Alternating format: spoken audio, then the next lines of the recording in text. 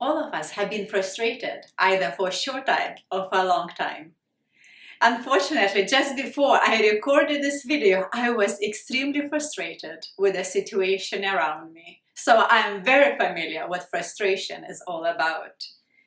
However, despite the length, our frustrations has to do with our emotional response to stress.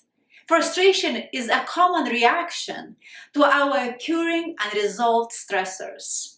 This is because stress and frustration are connected. They feed on each other. When we feel stressed, we're often frustrated, and our frustrating situations often causes us to stress. Psychologists define frustration as the impulses or actions that prevent individuals from obtaining something they have been led to expect based on past experience. All our frustrations fall under two factors: internal or external frustrations. Our internal frustrations has to do with us feeling unhappy with some aspects of ourselves, and that could include our behavior, our thoughts, or even our efforts. Our external frustrations makes us feel stressed out by our external circumstances, environments, or factors that stop us to achieve from what we want. And when we don't get what we want, we get frustrated. And our frustrations could be caused by lack of finances, work-related problems, schoolwork, goals, timelines we make for ourselves, relationships, various conflicts, and you can add your frustration to this list. Yet, when we are frustrated, do we examine if we are frustrated because our desires are not fulfilled? Or do we ever ask God if He is protecting us by not giving us our wants? Or maybe He sees a big picture. We know He sees a big picture and He knows what's best for us. Or maybe at times He knows that He needs to train us. In Job 5 verse 12 in Amplified Bible, we read, God frustrates the devices and schemes of the crafty, so that their hands cannot attain success or achieve anything of lasting worth. Our frustrations could manifest in various ways. We get angry, or we lose our temper easily. We feel annoyed with the situations or with people.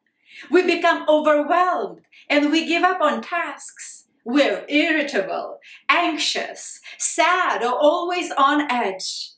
Maybe we are undereating or overeating. Maybe we use alcohol or other substance to cope. Maybe we have difficulty sleeping.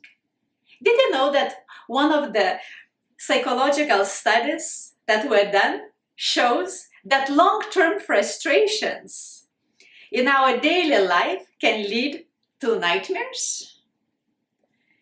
The ability to feel with frustration is known as frustration tolerance. Having a high frustration tolerance means we can cope with challenges effectively, while a low tolerance means we get stressed out at minor troubles. So how can we increase our frustration tolerance? Firstly, like with many other emotions, in dealing with frustration, it's important to recognize when we're feeling frustrated. When we can change something, even situation, let's change it as soon as possible. What we cannot change, let's accept that we have no control, and let's redirect our attention to something else, maybe to activity that we enjoy doing. However, we must return to the source of our frustration afterwards, so we wouldn't get into a habit of running away from our problems or just behave in avoidance. Fixating on the source of our frustration will make us feel worse. Remember Hebrews chapter 3 verse 1 says, "Therefore, holy brothers and sisters who share in the heavenly calling, fix your thoughts on Jesus, whom we acknowledge as our apostle and high priest. So instead of fixating on our frustrations, let's focus on Christ. Secondly, we must consciously remind ourselves that frustration is temporary emotion and it will pass. And if we have to repeat that to ourselves, let's repeat it, because we know that God is in control.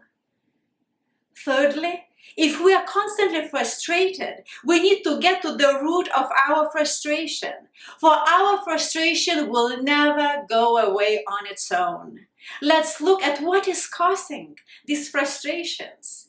And once we pinpoint the consistent situation or person that frustrates us, let us look at the plausible solutions. If we can't pinpoint the root problem, let's pray as David confidently did in Psalm 27, verse 7. David says, "Hear, O Lord, when I cry aloud. Be gracious to me and answer me." For we know that God hears our prayers and He can help us to show the root of frustration so we can deal with it. Fourthly, if we are continually on edge, we need to change our lifestyle, whatever way we can change. Maybe let's cut down on our commitments. Let's take care of our body by eating regularly. Yes, food is important. Having a healthy sleep hygiene. Exercise. Let's make our lifestyle changes. Because only as our stress levels will decrease, so will our frustration. And when nothing works and we can't do anything about it, let's continue to repeat to ourselves Psalm 34, verses 17 to 18, where it says, "The righteous cry out, and the Lord hears them. He delivers them from all their troubles. The Lord is close to the brokenhearted and saves those who are crushed in spirit." So let's go before God, because our frustration makes us crushed in spirit, makes us brokenhearted, but God could deliver us from our troubles, for He hears every cry that we have.